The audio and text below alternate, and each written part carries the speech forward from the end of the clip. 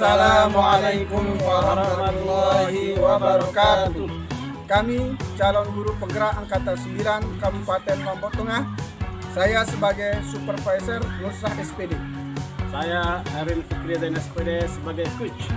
Saya Nurudin Jari SPD sebagai coach. Salam guru penggerak. Tergerak, bergerak, menggerakkan. Assalamualaikum warahmatullahi wabarakatuh. Waalaikumsalam warahmatullahi wabarakatuh. Masya Allah. Sehat Pak Guru? Alhamdulillah sehat. Apa kabar hari ini Pak? Alhamdulillah sama dengan Pak Nusah. Saya dalam kondisi sehat walafiat ini.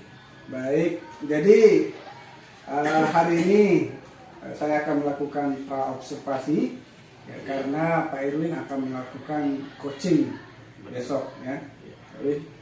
Jadi sebelum melakukan coaching, saya ingin memperhatikan ada penilaian yang saya ingin lakukan pada Pak Irwin ya.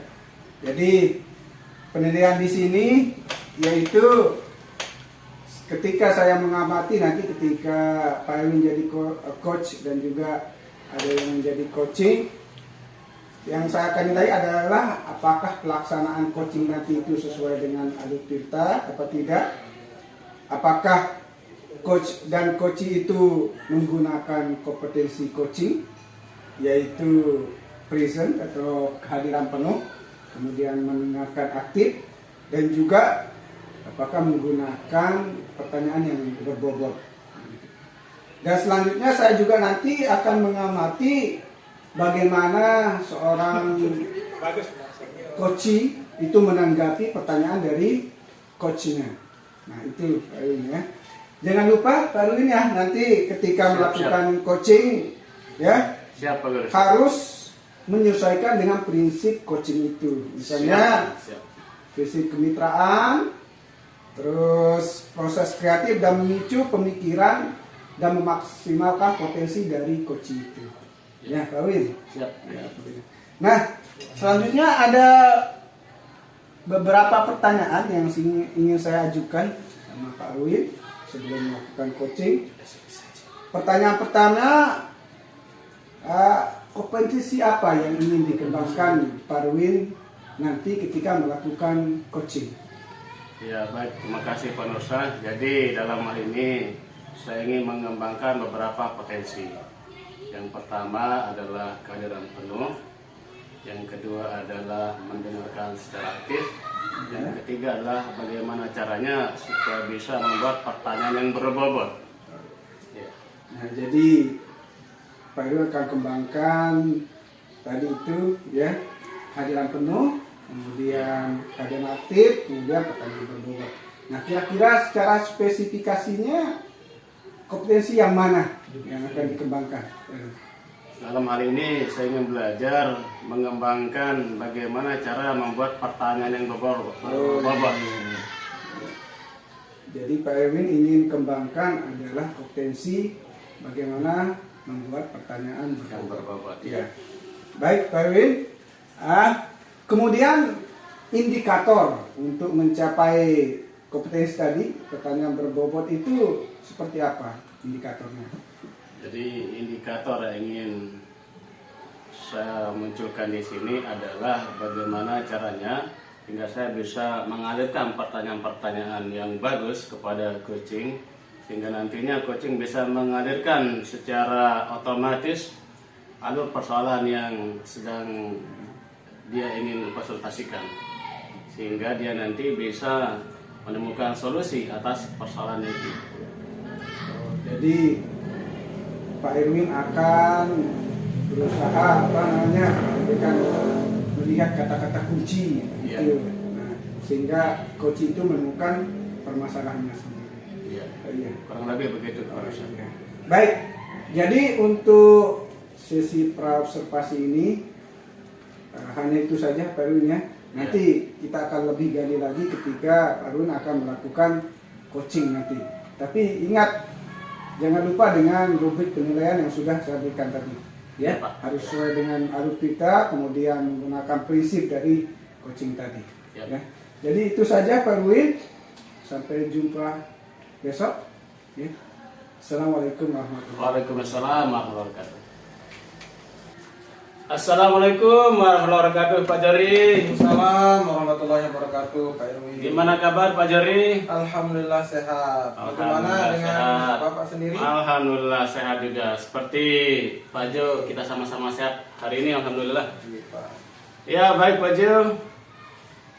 Berdasarkan hasil diskusi kita semalam lewat WA, Iya, Pak. sepertinya Pak Nurdin Johri ini sedang ada persoalan di sekolah. Betul, Pak, ini banyak sekali persoalan akhir-akhir ini.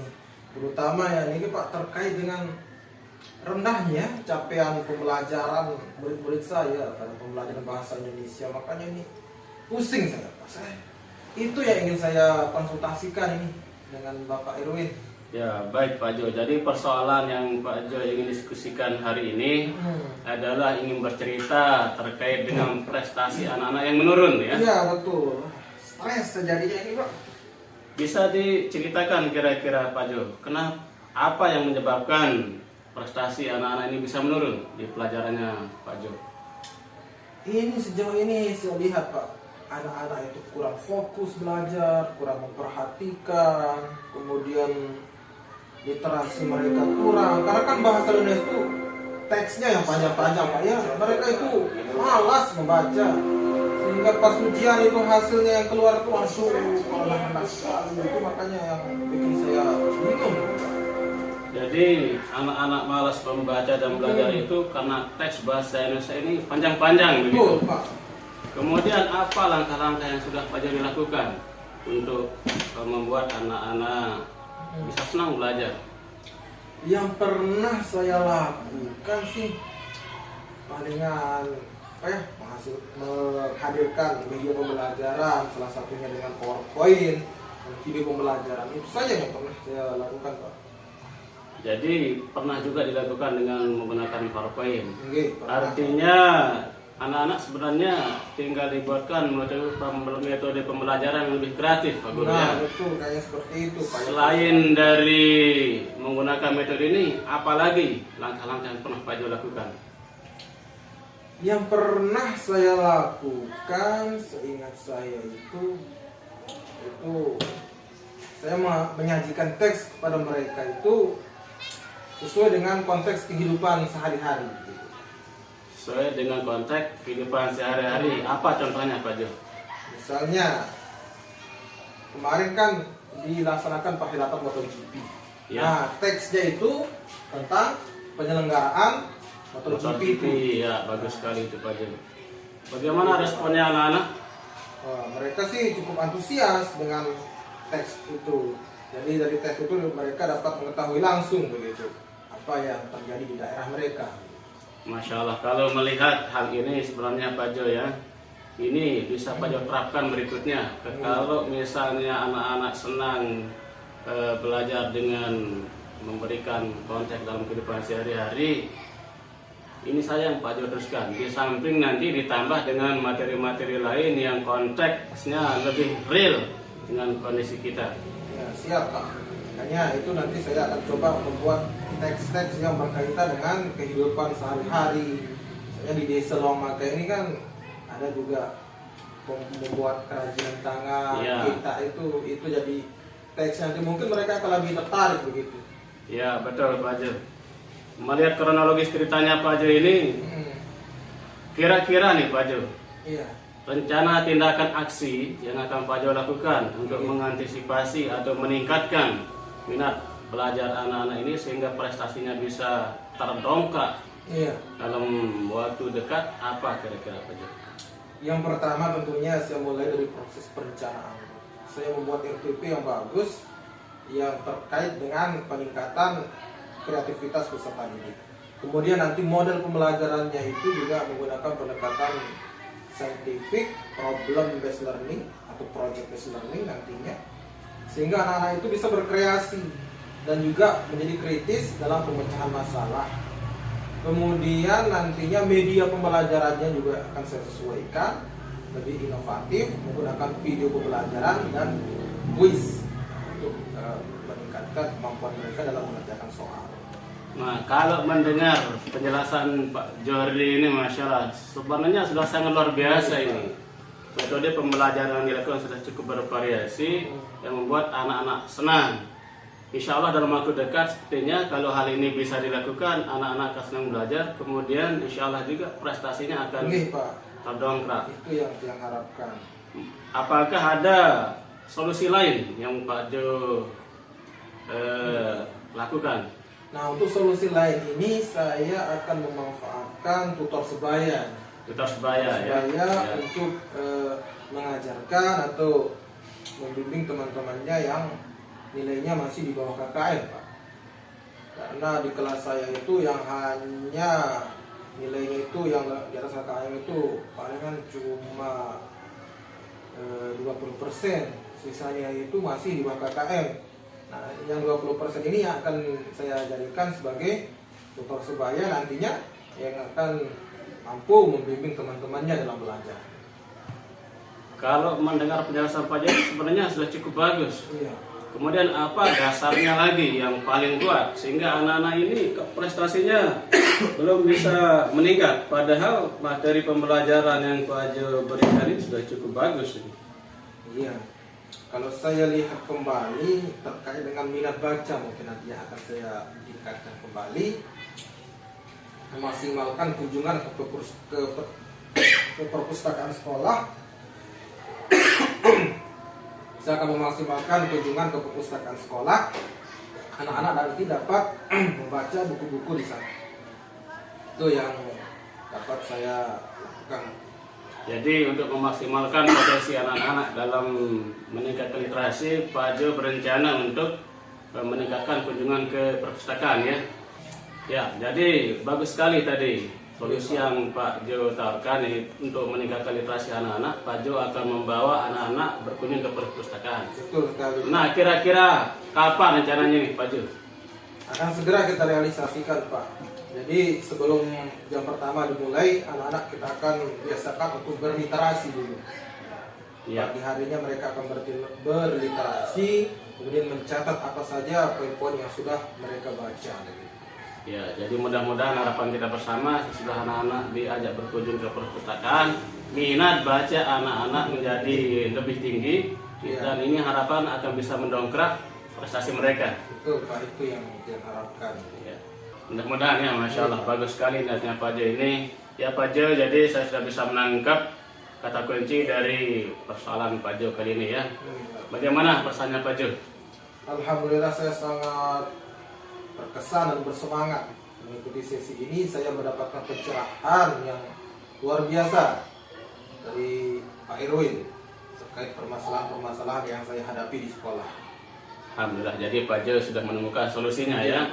Yaitu tadi untuk meningkatkan literasi anak-anak, Pak Jo akan mengajak anak-anak berkunjung ke perpustakaan. Jadi bagaimanapun kita selainnya sebagai guru, kita harus tetap semangat ya Pak Jo untuk mendidik anak-anak kita, baik anak-anak kita yang cerdas maupun yang kurang cerdas, apalagi yang belum bisa naik prestasi ini.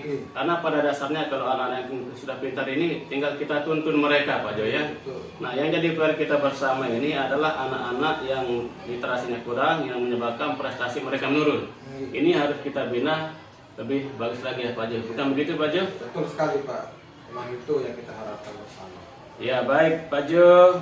Terima kasih atas waktunya ini. Ini Pak, terima kasih banyak. Semoga Pak Jo tetap semangat dalam membina generasi bangsa ya. Siap Pak, insya Allah kita akan dapat semangat. Ya. Assalamualaikum warahmatullahi wabarakatuh. Salam, mari Pak yang permisi. Ya. Coachingnya sudah selesai. Jadi ada beberapa hal yang saya ingin pertanyakan di sini. Ya, Iya, Pak. Jadi ketika coaching tadi, menurut Pak Irwin performanya seperti apa, Pak Irwin?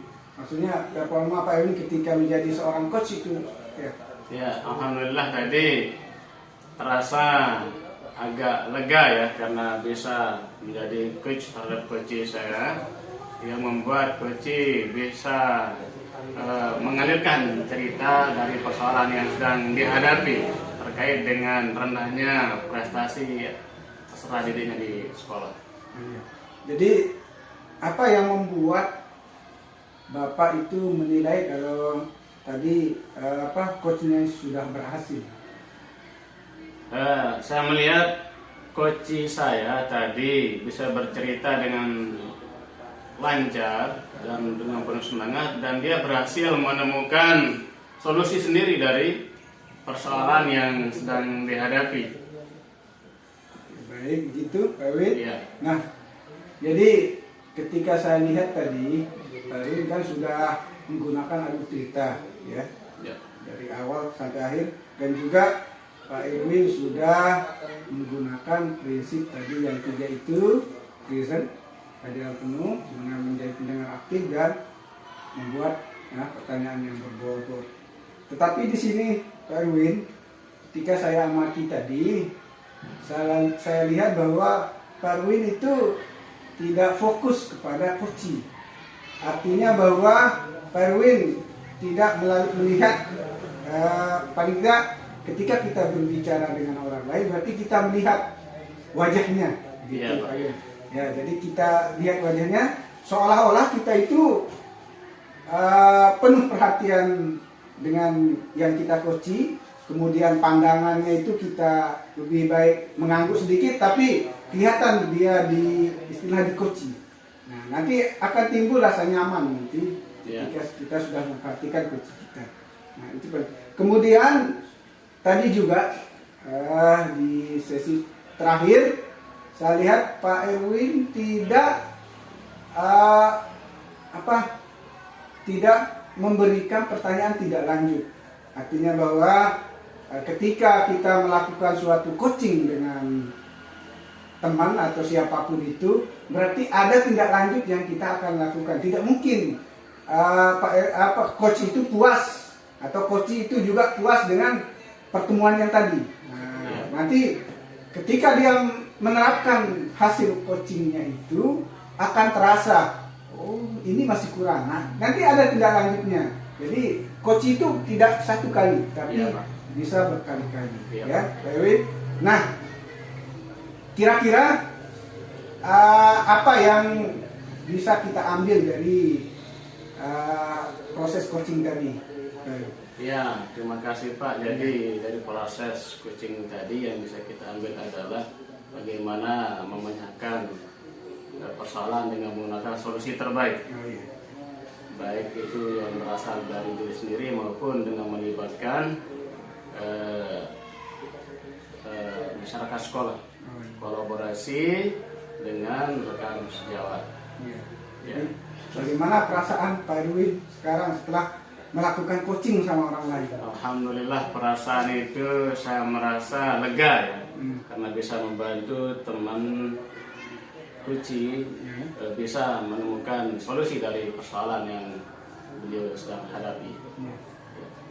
Kira-kira Pak Erwin ini, apa kompetensi yang perlu Pak Erwin akan kembangkan lagi setelah kita melakukan coaching tadi? Dari ketiga item itu yang ingin saya kembangkan adalah bagaimana caranya menjadi pendengar yang aktif seperti yang Bapak Nusa sampaikan tadi. Kemudian bagaimana caranya membuat pertanyaan yang berbobot sehingga pertanyaan-pertanyaan yang kita berikan itu bisa mengalir. Gitu. Ya. Jadi untuk selain tadi kan sudah ada pengalaman coachingnya. Selain tadi itu bagaimana untuk menemukan pertanyaan yang berbobot itu Pak Erwin? Nah, tadi kan sudah saya lihat sebenarnya sudah, tapi biar lebih sempurna lagi. Ini yang gimana? Saya belajar bagaimana cara berpertanyaan berbobot, yaitu dengan mendengarkan dulu apa yang disampaikan kunci. Dari pendengaran itu kita tangkap kata kunci. Itu yang kita tanyakan kembali sehingga kunci bisa menjawab secara lepas untuk mendapatkan solusi dari persoalannya. Oke. Baik Pak Erwin, jadi di sini bisa saya simpulkan dulu Pak Erwin ya. Dari hasil pengamatan saya simpulkan Pak Erwin sebenarnya sudah menggunakan dengan alur cerita. Kemudian Pak Erwin juga sudah menerapkan prinsip coaching tadi yang 3, ya, present, kehadiran penuh, kemudian pendengar aktif dan pertanyaan berbobot. Tetapi tadi ada catatan saya, kalau ketika kita coaching orang, berarti kita harus melihat orang yang berbicara. Ya. Ya. Kemudian ketika kita melakukan coaching juga kita harus melakukan tindak lanjut, Iya, ya, iya. Pak Erwin. Iya. Nah, semuanya sudah luar biasa, Pak Erwin. Seperti Pak Erwin katakan tadi akan mengembangkan itu, ya, dengan belajar lebih lagi. Ya. Jadi hanya itu untuk supervisi hari ini, Pak Erwin. Iya, Terima kasih waktunya, ya. sama-sama. Ya, mudah-mudahan kita sehat selalu. Amin, Ya. amin, amin. Semoga ini terhitung sebagai amal ibadah ya Pak ya. Ya, ya. Terima kasih, Pak Erwin. Assalamualaikum warahmatullahi wabarakatuh. Waalaikumsalam.